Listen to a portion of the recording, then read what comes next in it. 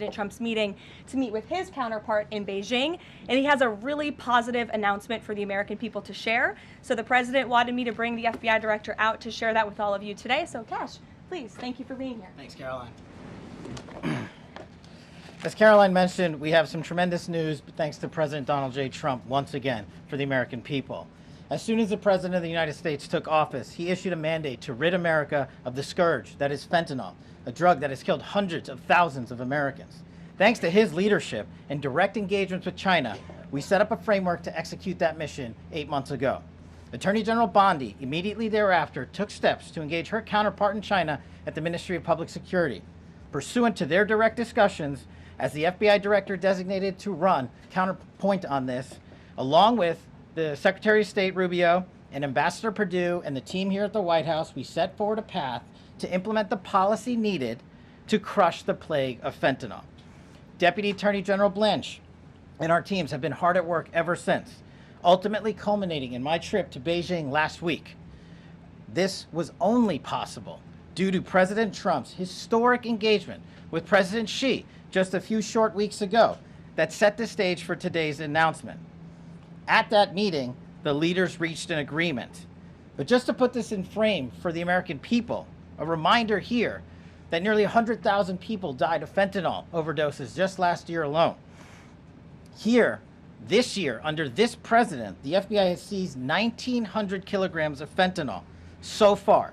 That is a 31% increase from the same time period last year. To put it in perspective, that's enough fentanyl to kill 127 million Americans. Fentanyl precursors are what makes up fentanyl. While we, the interagency, the Department of Justice, have been fighting hard to seize and stop drug traffickers, we must attack fentanyl precursors, the ingredients necessary to make this lethal drug. That was the sole purpose of my trip to China, to eliminate these precursors. And if successful, we would suffocate the drug trafficking organization's ability to manufacture fentanyl in places like Mexico. This was the first time an FBI director has been to China in over a decade and received the audience with his counterpart to address this matter directly. And again, thanks to President Trump's direct engagement with President Xi, the government of China committed fully to my engagement there on the ground in Beijing at a level never seen before. While at Ministry of Public Security headquarters, I met with my counterpart at MPS, where the Chinese government agreed on a plan to stop fentanyl precursors. What does that mean? The People's Republic of China has fully designated and listed all 13 precursors utilized to make fentanyl. Furthermore, they have agreed to control 7 chemical subsidiaries that are also utilized to produce this lethal drug. Effective immediately, essentially, President Trump has shut off the pipeline that creates fentanyl that kills tens of thousands of Americans. These substances are now banned, and they will no longer be utilized by the Mexican drug trafficking organizations or any other DTOs around the world to make this drug. This historic achievement has saved tens of thousands of lives.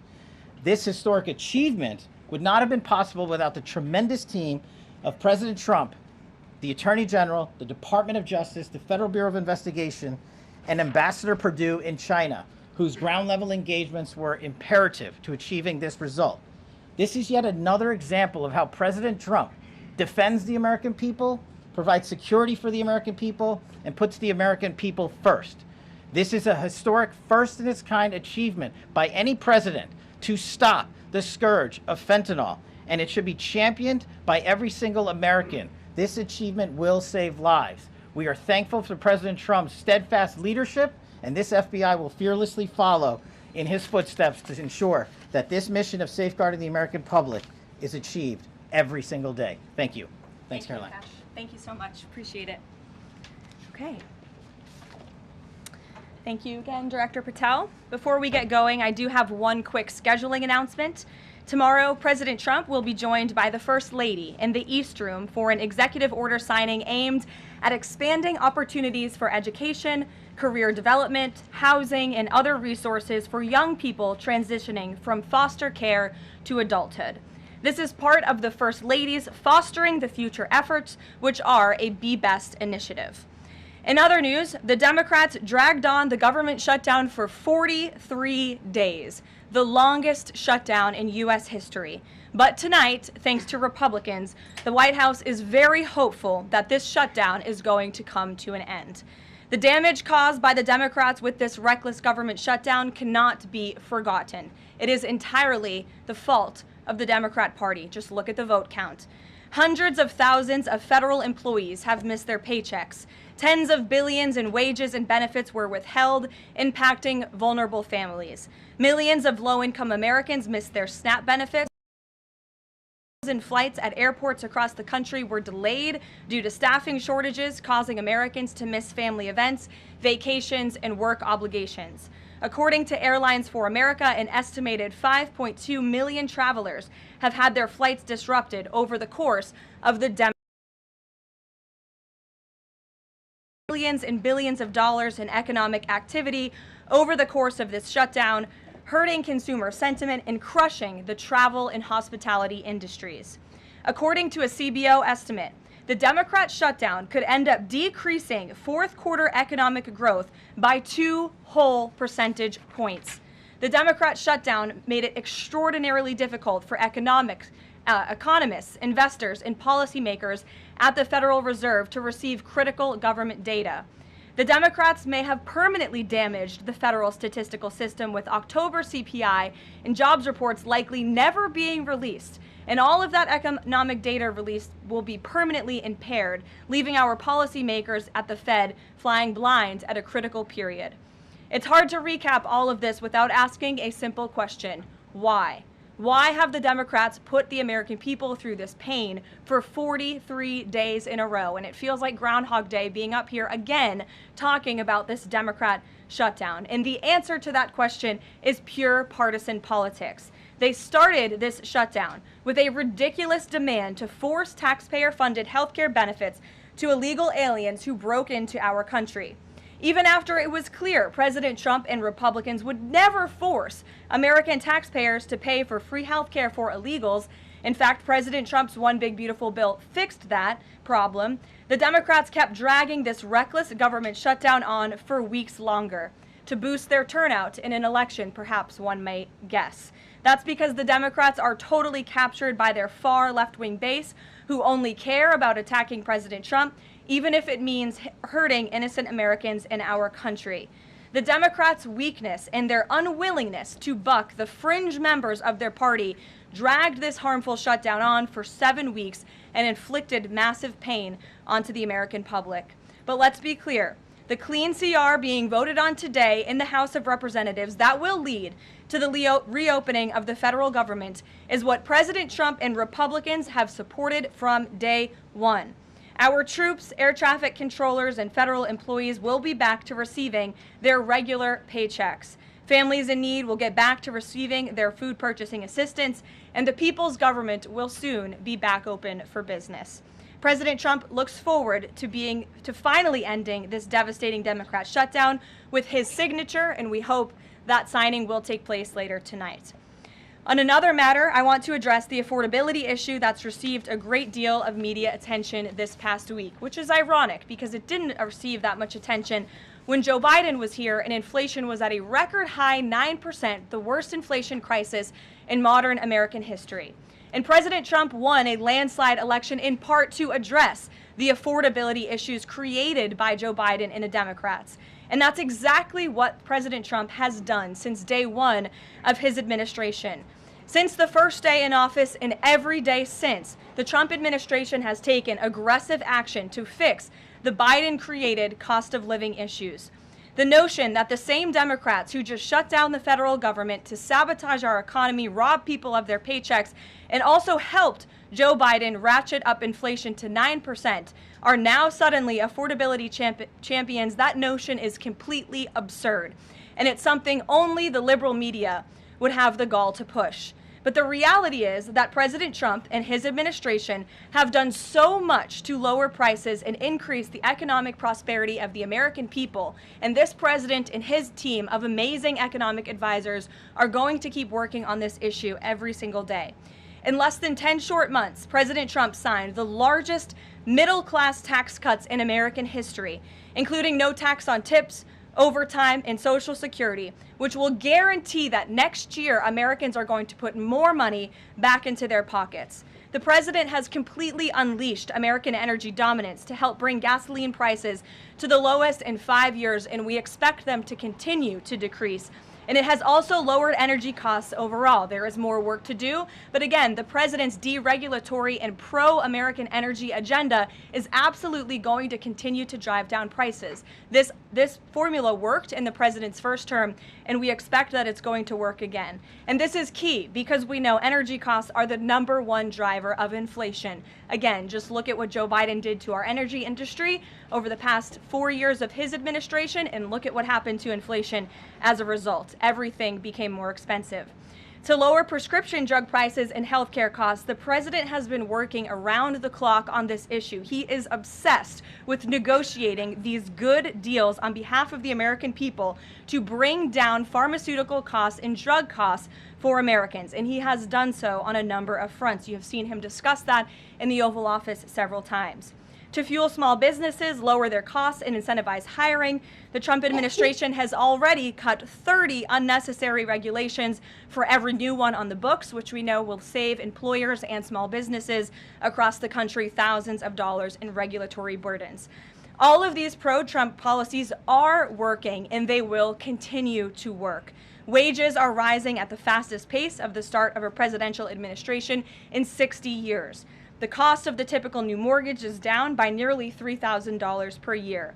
There's much work to do, and this administration will continue to do it. But President Trump has already made great progress in cleaning up the economic disaster that was created by Joe Biden. With that, I will take your questions today, and in our new media seat, we have Bev Turner, who works for a new outlet, a UK outlet, but based here in Washington, D.C., GB News. Bev, thank you for being here today. Why don't you kick us off? Thank you, Caroline. So the clock is ticking on the Friday deadline by which the BBC must retract and apologise for their malicious edit of the president in the documentary shown last year.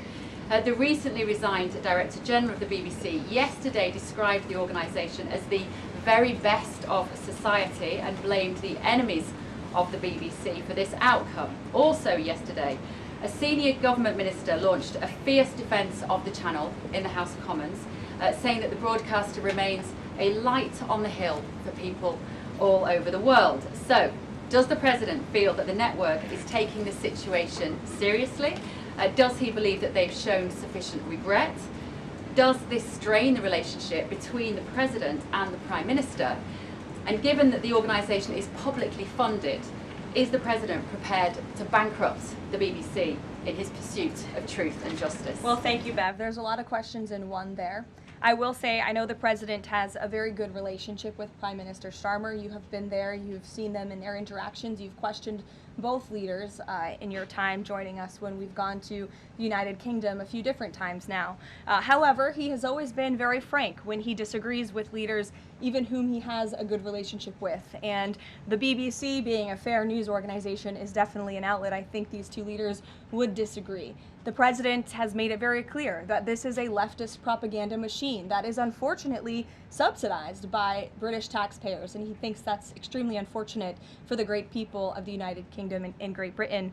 And I think that the president was deeply concerned by the editing, the purposeful and dishonest editing of his speech that was so clearly fake news, and he rightfully dubbed that term many years ago, and this is a classic example of that. We see it in the United States all the time. We see it now in the United Kingdom. As you know, the president's external legal counsel has filed a lawsuit against the BBC. We expect that to continue, and whether they apologize or not is up to them. Thanks for being here, Bev. Ouija. Thank you, Caroline. Sure. I have your statement about the new Epstein emails that have been released by House Democrats. Separate from why you believe the emails were made public, can you address their substance? Did the president ever spend hours at Jeffrey Epstein's house with a victim?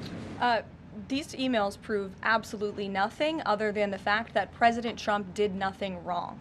And what President Trump has always said is that he was from Palm Beach, and so was Jeffrey Epstein. Jeffrey Epstein was a member at Mar-a-Lago until President Trump kicked him out because Jeffrey Epstein was a pedophile and he was a creep. And this email you refer to with the name of a victim that was unredacted now and has since been reported on in this room, so I will go ahead and say it, Virginia Giuffre. And it was CBS's own reporting, Ouija, that recently wrote that Miss Giuffre maintained, and God rest her soul, that she maintained that there was nothing inappropriate she ever witnessed, that President Trump was always extremely professional and friendly to her. And so I think it's a question worth asking the Democrat Party, and you should all go ask them after this briefing, of why they chose to redact that name of a victim who has already publicly made statements about her relationship with Jeffrey Epstein and is unfortunately no longer with us. Mary. Thank you, Karoline. Two questions on this. In the interest of transparency, why not just go ahead, release the full files on Epstein, get this all over with? This administration has done more with respect to transparency when it comes to Jeffrey Epstein than any administration ever. In fact, this administration, the Department of Justice, has turned over tens of thousands of documents to the American people. We are cooperating and showing support for the House Oversight Committee. That's part of the reason you are seeing these documents that were released today, because of the House Oversight Committee's and Republicans' efforts to get these out to the public. This administration also moved, the Department of Justice also moved to unseal grand jury testimony, which we know, unfortunately, a judge declined those requests. So this administration has done more than any, and it just shows how this is truly a manufactured hoax by the Democrat Party. For now they're talking about it all of a sudden because President Trump is in the Oval Office. But when Joe Biden was sitting in there, the Democrats never brought this up. This wasn't an issue that they cared about because they actually don't care about the victims in these cases. They care about trying to score political points against President Trump, as we have, of course, seen with this government shutdown. And this entire thing, again, it's not a coincidence to the American people at home. There are no coincidences in Washington, D.C. And it is not a coincidence that the Democrats leaked these emails to the fake news this morning ahead of Republicans reopening the government. This is another distraction campaign by the Democrat and the liberal media, and it's why I'm being asked questions about Epstein instead of the government reopening because of Republicans and President Trump. But given your Reagan. interest in transparency, Karoline, why are White House officials then meeting with Representative Boebert in an effort to try and get her to not sign this petition calling for the release of the files? Doesn't it show transparency that members of the Trump administration are willing to brief members of Congress whenever they please? Doesn't that show our level of transparency? Doesn't that show the level of transparency when we are willing to sit down with members of Congress and address their concerns? That is that's a defining factor of transparency, having discussions with members of Congress about various issues. And I'm not going to detail conversations that took place in the Situation Room in the press briefing room. Reagan. I have a question about the government shutdown. Thank you.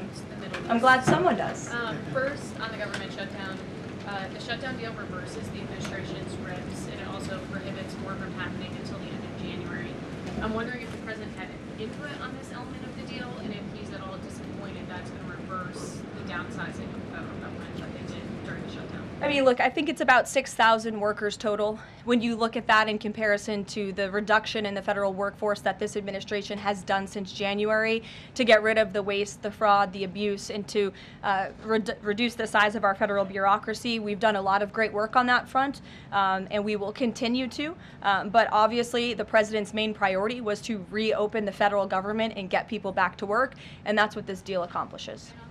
Caroline, there's been reports in Israeli media that the U.S. is considering building a temporary military base on the Gaza border.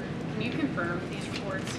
So I had a conversation directly with the reporter who wrote this article, and this article was based on a single piece of paper, an inquiry that somebody in the Department of Navy made about an idea that may happen in the future. And this reporter deemed that as an official plan and ran with a story that the United States is looking into it. I checked with the highest levels of the United States federal government. This is not something the United States is interested in being engaged in. It's not something we are currently involved in right now that we will be funding. And the president has been very clear he doesn't want to see boots on the ground with respect to what's happening in the Middle East. We've made great peace. We've made great progress with the peace plan in Gaza, and we want to continue to see that move forward. But I put a comment in that story for a reason. And sometimes we see reporters take a piece of paper like this and just deem it as official policy, and sometimes that misleads people a little bit. Sure.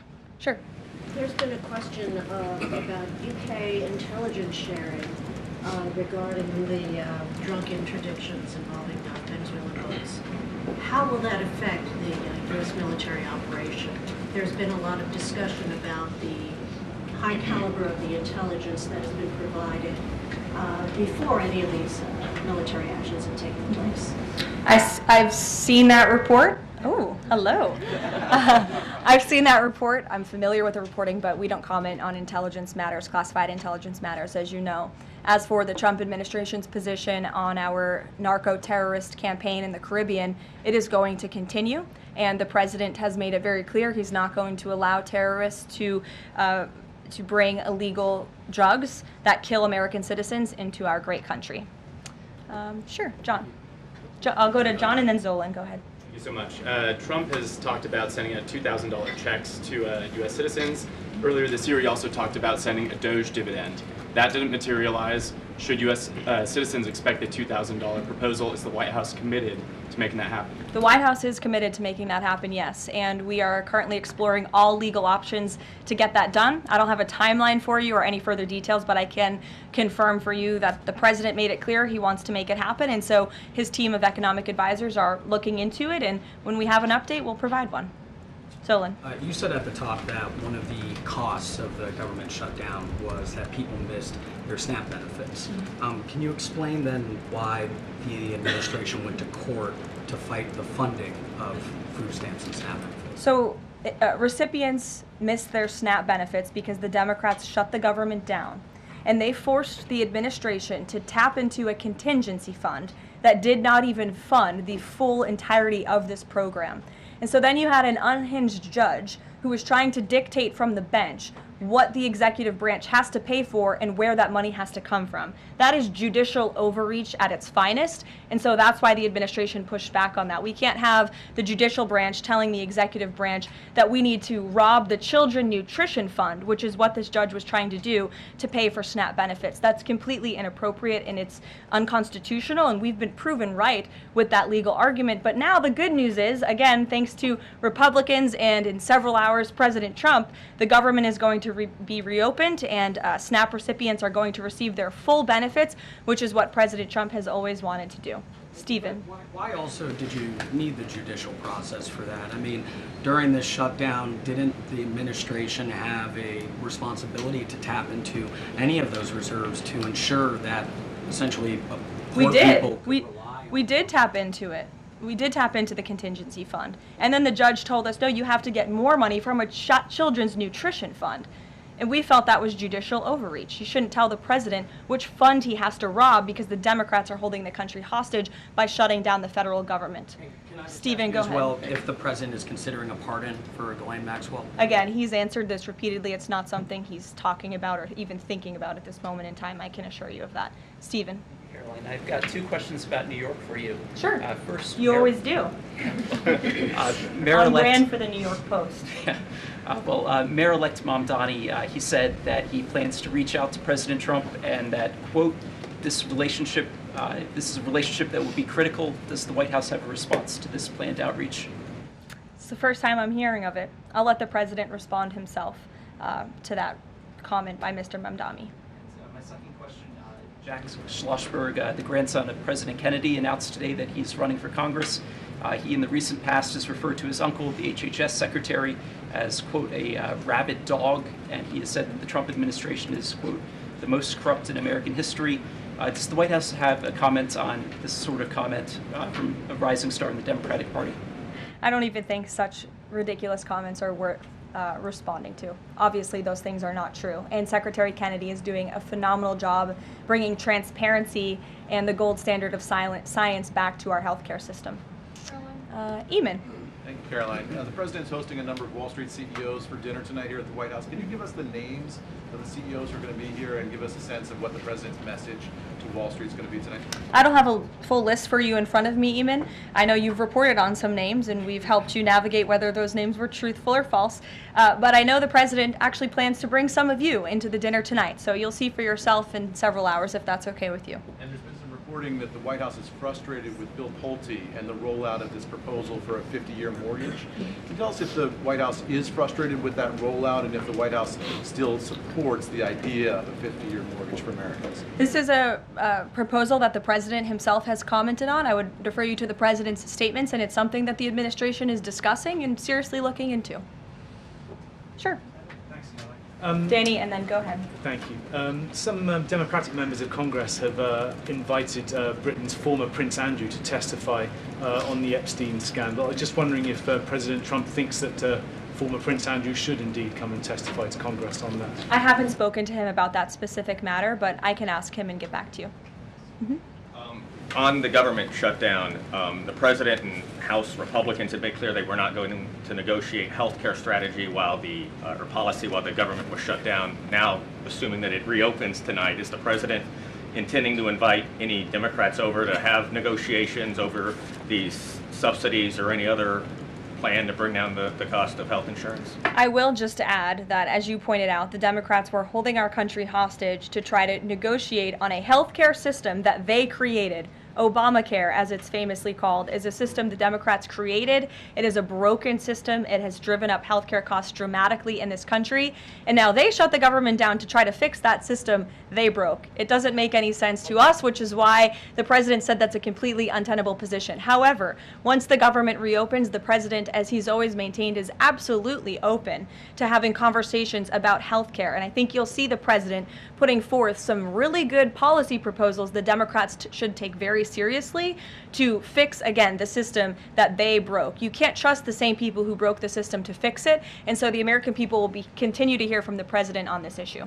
Follow up on the question about the $2,000 payments off tariff revenue. The president had also talked about using tariffs to bring down the national debt. Would this be in lieu of that? Like, this is now the new way to maybe to use that tariff revenue? No, the president put out a statement on this clarifying he wants to do both things with the tariff revenue that he's bringing into this country. Trillions of dollars are expected to continue to pour in, and it's part of the reason that the Supreme Court case is so vital for our country's future, to restore our manufacturing industry in this country, to protect our national security, to continue to allow the president to use tariffs as leverage to negotiate economic deals that, again, are good for our national security, and that revenue can then be used for various reasons, to pay down our debt and also perhaps to give these rebate checks back to Americans, which, again, the White House is exploring the legal options of how we can get that done. Catherine, go ahead. Karoline, Viktor Orban said this week that President Trump has promised Hungary some kind of financial shield. Do you have any details on how that will be structured or what that would look like? I don't, but I'm happy to check with the National Security Council and get back to you. One more. You recently said you'd check with President Trump about why he needs to get an MRI on his recent trip to Walter Reed. Do you have any more detail on that? I do, and I'm glad you asked. As stated in the memo provided on October 10th, President Trump received advanced imaging at Walter Reed Medical Center as part of his routine physical examination. The full results were reviewed by attending radiologists and consultants, and all agreed that President Trump remains in exceptional physical health, which I know all of you will see with your own eyes later this evening when he opens up his dinner to the press, and perhaps you will see him when he signs the bill to reopen the federal government. So stay tuned on plans for that. Thank you, everyone.